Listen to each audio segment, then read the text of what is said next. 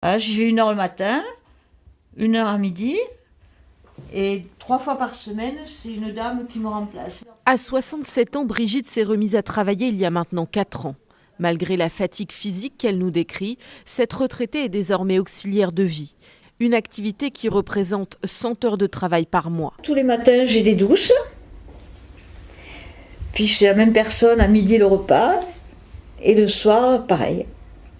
Donc j'interviens 3 fois par semaine chez Marcel. Quand elle nous donne les raisons qui l'ont poussée à se remettre à travailler, Brigitte évoque un besoin de lien social, mais surtout un enjeu économique. Avec une pension de 1 200 € par mois, elle peine à s'en sortir. Parce que vous sortez à un loyer de 600 €, les charges, toutes les charges mutuelles qui augmentent en voiture, voilà. Et non, il nous reste vraiment 150 € pour vivre par mois. Selon cette créatrice d'une plateforme pour permettre aux seniors de trouver un emploi, le motif économique est récurrent chez ceux qu'elle accompagne. La principale motivation, elle est quand même économique, donc financière. Ils viennent chercher un complément de revenus, un complément de retraite, soit parce qu'ils ont des toutes petites retraites et vraiment c'est une nécessité absolue en fait.